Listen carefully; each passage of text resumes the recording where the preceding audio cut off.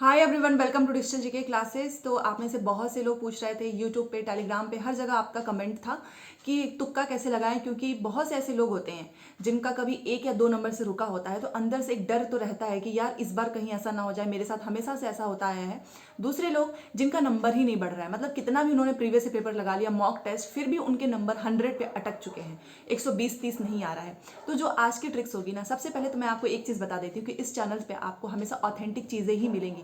कभी मैं वो चीज़ें नहीं बताऊंगी जो मैंने खुद भी ना किया हो, इवन वो चीज़ भी नहीं जो कि प्रैक्टिकल ना हो, क्योंकि मैंने कई बार देखा है कि लोग तुक्का लगाने के लिए ऐसी ट्रिक्स आपको बताते हैं कि देखो डी कर दो, बी कर दो और उसमें नंबर आ जाएंगे। एक बार बताओ, ये एकदम गलत है। हम आज जो है मैं आपको साइंटिफिक तरीका सिखाऊंगी कि सच में तुक्का कैसे लगाते हैं। और सबसे पहले तो मैंने ये सारी चीज़ें खुद पे करके देखा है, खुद से 10 से 20 बार हर एक तरीके से मैंने किया, फिर मुझे पता चला कि क्या चीज़ें सही हैं, क्या चीज़ें गलत है। ठीक है ना। तो ये जो ए बी बी डी वाला जो कॉन्सेप्ट लोग बताते हैं वो एकदम गलत होता है। एग्जामिनर बहुत चालाक हो गया है, वो आपको पता क्या करेगा, 30 अगर 30 क्वेश्चन है ना, तो उसमें से ऐसे डिजाइन करेगा क्वेश्चन के आंसर को कि हर एक, मतलब जो ए बी सी डी वाले जो ऑप्शन है उनका वेटेज समान रहेगा। तो जब वेटेज समान रहेगा तो आपने डी मानकर अगर सबमिट कर दिया है तो आपको तो केवल 7 नंबर ही मिलेगा। और ऐसा सीटेट में हुआ है।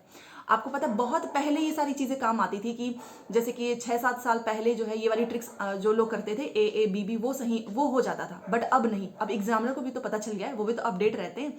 तो वो ये सारी चीज़ें खत्म हो चुकी हैं। पिछली बार का मैं आपको बताऊं, मैं पर्सनली जिसे जानती हूँ तो उससे मुझे पता चला कि यही वाली ट्रिक्स जो ए बी बी वाला जो मैंने बहुत देखा लोग करते हैं, उसमें मैथ में उसमें उस मैथ कमजोर था। तो उसने क्या किया ना, बी को जय माता दी कर दिया, बी माना और सब में लगा दिया बी।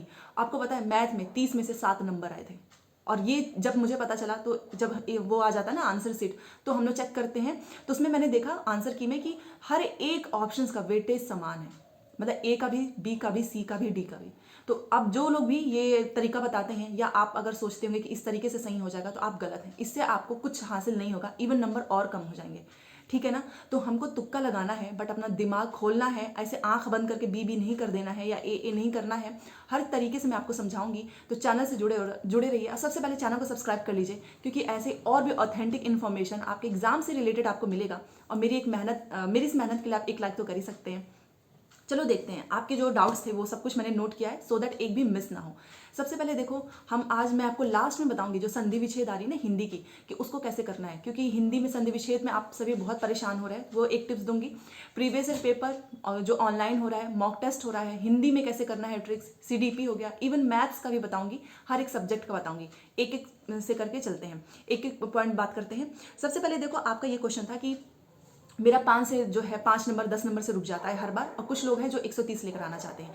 इस ट्रिक से आपके 25-30 नंबर बढ़ जाएंगे। जिसका 90 आ रहा होगा उसका भी बढ़ जाएगा, जिसका जो 130 लेकर आना चाहते हैं वो भी बढ़ा लेंगे। बट ये आप करोगे, आप अपने दिमाग से करोगे, आंख बंद करके नहीं। ठीक है ना। और रुकेगा नहीं, 100% इतनी गारंटी। अगर आपने इस चीज को फॉलो किया ना, आपके सच में अच्छे नंबर आएंगे। दूसरी चीज कि आप सब जो है, मैंने कल भी देखा कि अगर कोई ये बोल देता है कि पेपर बहुत हार्ड आ रहा है, तो जो बाद वाले जिनका एग्जाम है वो परेशान हो जाते हैं। इवन कल इतने सारे कमेंट्स है ना यूट्यूब पे, सच इसलिए मैं ये सारी चीजें बता रही हूँ कि प्रीवियस ईयर करे कि ना करें, पेपर बाहर से आ रहा है। बताइए, मतलब जिसका पेपर हो चुका है उसका सही है। बट ये सारी चीज़ें गुमराह करने वाली होती हैं कि आप जो है पढ़ाई परेशान हो जाए, प्रीवियस ईयर पेपर को छोड़ दोगे ना, 100% एक चीज़ बता रही हूँ, पेपर नहीं क्लियर होगा। सबसे पहले ऑनलाइन वाला प्रीवियस ईयर पेपर नहीं छोड़ना है। बार बार ये दूसरों की बातें मत आओ, अपना भी कॉमन सेंस यूज करो। जब पैटर्न सब कुछ वही है, सिलेबस बाहर का नहीं है, सब कुछ सिलेबस से है, तो पेपर क्यों बाहर से आएगा, अंदर वहीं से तो आएगा ना। तो आपको प्रीवियस ईयर पेपर को अच्छे से करना है। कहाँ से करना है, कैसे करना है।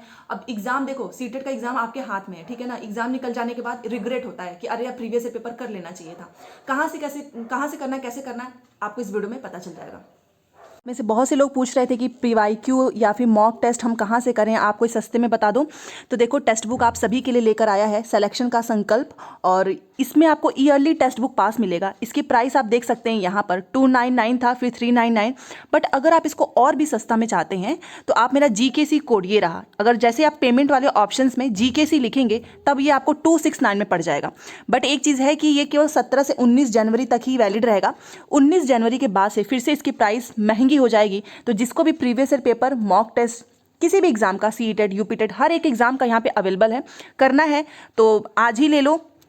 इसका लिंक मैंने description box and comment box में पिन कर दिया है, वहाँ से आप जाइएगा और जीकेसी लिख देना पेमेंट वाले में, आपको पड़ जाएगा 269 में। और आपको भी पता है बिना प्रीवियस ईयर पेपर, बिना मॉक टेस्ट के इतना कंपटीशन बढ़ चुका है ना कि एग्जाम नहीं निकलता है। तो आप तो समझ ही गए होंगे कि प्रीवियस ईयर पेपर कैसे करना है, ये आपकी रिस्पॉन्सिबिलिटी है। ठीक है, अब तुक्का की बात कर लेते हैं। सबसे पहले देखो साइंटिफिक तरीका क्या है। अगर सपोज दैट कि 100% सिलेबस है, ओके, 100% सिलेबस में से दो टाइप्स के लोग होते हैं, एक जिन्होंने 50% पढ़ाई की होती है, दूसरे जो 80% तक पढ़ लेते हैं। 100% तो कोई भी नहीं पढ़ पाता है, कुछ ना कुछ चीज़ें छूट ही जाती हैं किसी न किसी सब्जेक्ट में। कोई मैथ में बहुत पूरा कर लेता है तो किसी की सीडीपी छूट जाती है, ठीक है ना। और इसमें एक एक्सेप्शन भी है, वो भी मैं आपको बताने वाली हूँ कि कहाँ पे तुक्का बिल्कुल भी नहीं लगाना है, याद रखना, नहीं तो एकदम 0 नंबर आएगा। ठीक है, तो आपने 50% सिलेबस पढ़ा है तो क्या आप पास हो सकते हैं? ऑफ कोर्स पास हो सकते हैं। जरूरी नहीं है कि आप सब कुछ पढ़ लें तो ही आप पास होंगे। मैंने बहुत से ऐसे लोगों को देखा है जिन्होंने कम पढ़ाई करके भी अच्छे नंबर लेकर आए हैं। कैसे लेकर आते हैं वो सुनिए, वो उन्हीं सारी चीज़ों को मैंने यहाँ पर रखा है सो दैट मैं आपको बता सकूँ। सबसे पहले तुक्का के लिए बेस्ट ट्रिक्स और कौन से ऑप्शन हमेशा सही होते हैं। इवन सीटेड के लिए सबसे बेस्ट है कि आपको टैग वर्ड्स पता होना चाहिए। दो चीज़ें मैं आपको बताऊंगी, जैसे कि 4 ऑप्शन है, एक क्वेश्चन लिखा हुआ है। क्वेश्चंस को सबसे पहले अपने दिमाग में रखना है कि पॉजिटिव में पूछ रहा है और उस क्वेश्चंस का आपको आंसर टैग वर्ड से, चलो मान लिया आ गया, आपने इसको कर दिया सही, फिर आप आगे बढ़ गए। आगे आप बढ़े तो आपको क्वेश्चन तो समझ ही नहीं आ रहा है, यहाँ तुक्का लगाना है। आपको क्वेश्चन नहीं समझ में आ रहा है बिल्कुल भी, क्या रही है पूछ क्या रहा है, तो नीचे आ जाओ ऑप्शन में। आपको पता है ऑप्शंस में ना ऑड एंड इवन आपको ढूंढना है, मतलब सम और विषम। ऐसा होता है कई बार हमारे आंसर जो है ना ऑप्शन से ही आ जाते हैं बिना क्वेश्चंस को पढ़े भी, अगर नहीं समझ में आ रहा है। ऑड एंड इवन छाटो, उसमें से देखना 3 ऑप्शंस आपको सिमिलैरिटी दिखेगी बट एक ऑप्शन थोड़ा हटके होगा, ठीक है ना। फॉर एग्जाम्पल कि क्वेश्चन नहीं समझ में आ रहा है बट नीचे 3 में लिखा है कि आपको एक्टिविटी बेस्ड टीचिंग करानी है, आपको बच्चों की जो रियल लाइफ जो सिचुएशंस, मतलब रियल लाइफ जो एक्टिविटी होती है वो करके कराना है। और तीसरा होगा कि आपको केवल उन बच्चों पे ध्यान देना है जो क्लास में बहुत तेज हैं। एंड 4 कि आपको सभी को एक साथ लेकर चलना है। ऐसे ऑप्शंस रहेगा, क्वेश्चन बिल्कुल भी नहीं समझ में आ रहा है ना, तो आप ऐसे ऑप्शन से कर लेंगे। क्यों? क्योंकि इसमें ऑड एंड इवन दिया रहता है, तो एक अलग जो दिखता है ना आपको उस पर करना है, लेकिन पढ़ के करना है, ठीक है। दूसरे टाइप के क्वेश्चन पे कैसे तुक्का लगाना है वो सुनो। 4 ऑप्शंस हैं, 2 में आपको एक क्वेश्चन आपने पढ़ा, 2 आपको एकदम समझ में आ गया, 2 में आप बहुत कंफ्यूज हैं। अब यहाँ पे क्या होगा ना कि आपका वेटेज इक्वल हो जाएगा, सही भी हो सकता है गलत भी हो सकता है। तो सबसे पहले एलिमिनेट कीजिए, 2 ऑप्शंस आपने एलिमिनेट कर दिया, बाकी के जो 2 ऑप्शंस हैं उन 2 ऑप्शंस पे अपना क्रिटिकल थिंकिंग लगा देना। कैसे? क्वेश्चंस का कॉन्टेक्स्ट पकड़ो। अगर क्वेश्चन में कहीं पर भी आपको पॉजिटिव लिख रहा है तो उस पॉजिटिव के ही संदर्भ वाला पॉजिटिव आंसर टिक कर दो। अगर आपको क्वेश्चंस में नेगेटिव थोड़ा सा भी लग रहा है कि नहीं ये नेगेटिव क्वेश्चंस पूछ रहा है, देन उस वाले 2 ऑप्शंस में से नेगेटिव वाला टिक कर दीजिए। ऐसे भी आपका ऑप्शन सही हो जाएगा। ये होती है तुक्का लगाने की ट्रिक, इसको बोलते हैं साइंटिफिक तरीका, बहुत लोगों ने यूज किया है।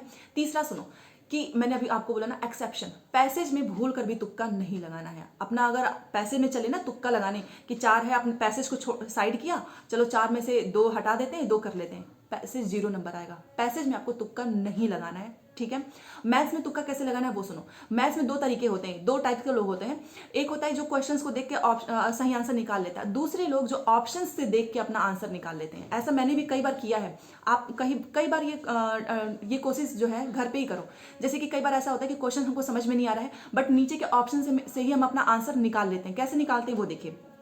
फॉर एग्जाम्पल कुछ भी क्वेश्चन पूछा है, ठीक है, तो वहां पे कैलकुलेशन वाला होता है ना, आपको जरूरी नहीं कि आप पूरा कैलकुलेट कीजिए, उसके लगभग भी, जैसे कि कुछ नंबर दिया डिवाइड वाला कुछ भी, तो उसके लगभग एक अंदाजा मिल ही जाता है कि कितना हो सकता है। तो 4 ऑप्शंस में आए, उन चारों में से आप क्या करो, एलिमिनेट करो, देखो कि हाँ ये वाला इस क्वेश्चन के साथ सही नहीं जा रहा है क्योंकि इसका आंसर इतना आ रहा है। तो ऑप्शन से भी एलिमिनेट होते हैं आंसर, जरूरी नहीं है कि आपको क्वेश्चन का आंसर पता हो, ठीक है। और उसके बाद से देखो इंग्लिश की बता देती हूँ। देखो इंग्लिश की मैं सच बताऊँ तो इंग्लिश आपका जैसा है ना कि पैडागॉजी है, और पैडागॉजी में जो इंग्लिश की पैडागॉजी है उसके लिए उतना ट्रिक्स काम नहीं आता है क्योंकि बहुत से लोग इंग्लिश से डरने लगते हैं। तो इसलिए मैं इंग्लिश की तो बात ही नहीं करूंगी क्योंकि अगर मैंने वहाँ पे ट्रिक भी बता दिया ना फिर भी आप कंफ्यूज हो जाएंगे। हिंदी का बता सकती हूँ। देखो हिंदी का सबसे बेस्ट है, पैसेज में तुक्का नहीं लगाना है, पैडागॉजी बहुत अच्छी आती है। जैसे अभी मैंने तुक्का बताया ना, पॉजिटिव टैग वर्ड्स है, क्वेश्चन में अगर पॉजिटिव है तो नीचे ऑप्शन में पॉजिटिव वाला ही करना, नेगेटिव है तो नेगेटिव वाला करना। और जिसमें आपको बिल्कुल भी ना आए, बिल्कुल भी समझ में नहीं आ रहा है, तो 4 ऑप्शंस में से देखो कि सबसे अलग वाला कौन सा है। इट मींस सबसे अलग का मतलब ये होता है कि क्वेश्चन के हिसाब से कौन सा जो है आपको अलग दिख रहा है। बाकी के 3 आप हटा दो, एक आपका सही हो जाएगा। ABCD वाला कॉन्सेप्ट बिल्कुल भी नहीं करना है। मैथ्स का भी मैंने आपको बता दिया है। हाँ, हिंदी की बात करते हैं। देखो हिंदी में जो है पर्यायवाची हो गया, विलोम हो गया, इसके लिए मैं आपको बताती हूँ। अगर आपको बहुत सारे पर्यायवाची नहीं आता है ना, विलोम, मुझे भी बहुत सारे नहीं आते हैं, बट मुझे जितना आता है ना मैं उसमें से अपना आंसर निकाल लेती हूँ। जैसे कि कोई भी पर्यायवाची आता है ना, तो आप नीचे आइए, नीचे देखो कि उसके थोड़ा बहुत तो बचपन से हिंदी तो पढ़ ही रहे हैं, आपको अर्थ थोड़ा बहुत सेंस हो ही जाएगा। अगर कुछ पर्यायवाची पूछ रहा है इसका मतलब उसका सिमिलर मीनिंग होगा, तो आपने कहीं ना कुछ कहानी पढ़ी होगी, कुछ भी किताबें पढ़े होंगे, तो उसमें हमको रिकॉल होने लगती है चीज़ें, तो वहां से आप पर्यायवाची कर सकते हो।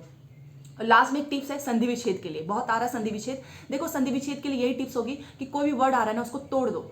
जैसे कि पर्यावरण है, पर्यावरण का संधि विच्छेद क्या होता है? परिधन आवरण।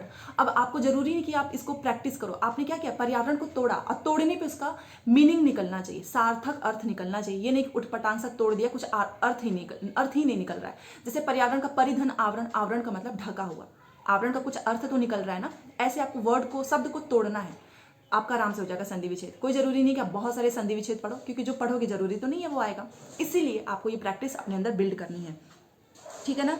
और एक चीज़ और आपने पूछा था कि टैग वर्ड्स, देखो मैंने टैग वर्ड्स की PDF भेज दी है, उसी टैग वर्ड से ही आपको तुक्का लगाना है, क्योंकि सीटेड में आप अपने मन से जो ABCD वाला कॉन्सेप्ट लेकर चलते नहीं होगा। टैग वर्ड्स आपको पता है। फॉर एग्जाम्पल मैं एक चीज़ आपको दिखाना चाहूंगी, एक एक्टिविटी बेस्ड है, एक कंफर्ट फॉर टीचर है, डाइवर्जेंट टीचिंग है, कन्वर्जेंट टीचिंग है। आप इसमें से क्या करोगे? जैसे कि कन्वर्जेंट आपको पता है और डाइवर्जेंट, इन दोनों में आप अगर छांटना होगा तो आप सबसे पहले कन्वर्जेंट को हटाओगे ना, क्यों? क्योंकि डाइवर्जेंट ज़्यादा अच्छा होता है। वैसे ही कंफर्ट फॉर टीचर करोगे, या फिर एक्टिविटी ओनली बेस्ड फॉर, मतलब कि केवल स्कूल में होना चाहिए, तो केवल स्कूल अपने आप में गलत है, वो भी कट गया, तो बचा क्या?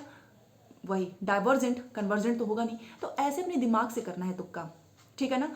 कुछ भी ऐसे नहीं कर देना है कि आपका जो भी आप कर रहे हैं वो गलत हो रहा है। टैग वर्ड्स को ध्यान में रखो, 4 ऑप्शंस आ रहा है तो करो, नहीं आ रहा है तो उन 4 में से अलग वाला छाटो, तुक्का लग जाएगा आराम से, ठीक है। आई होप मैंने सारी चीज़ें आपको बता दी हैं। और CDP में तो बहुत आसानी से तुक्का लगता है सच में, क्योंकि CDP के जो पेडागोजी वाले क्वेश्चंस होते हैं ना, कई बार वो एकदम बाहर हो जाते हैं, समझ ही नहीं आता, एकदम अलग सा होता है। वहाँ पर आपको यही स्ट्रेटेजी अपनानी है। पॉजिटिव में क्वेश्चंस पूछा है ना, तो पॉजिटिव वाला ढूंढो, उसमें से नहीं मिल रहा है तो छाटना स्टार्ट कर दो, अपने आप वो आंसर बाहर आ जाता है, ऐसा होता है, ठीक है ना। कई बार आप ऑप्शन से एलिमिनेट करते हो, क्वेश्चन भी नहीं देखते हो, ऑप्शन से एलिमिनेट करते हो, अपने आप एक सही आंसर बाहर निकल जाता है, उसको टिक कीजिए, आगे बढ़ जाइए। तो ये सारी मेहनत आप सभी के लिए, चैनल को सब्सक्राइब कर लेना। एनालिसिस वाली वीडियो भी आज आएगी, 1 बजे तक मिल जाएगा।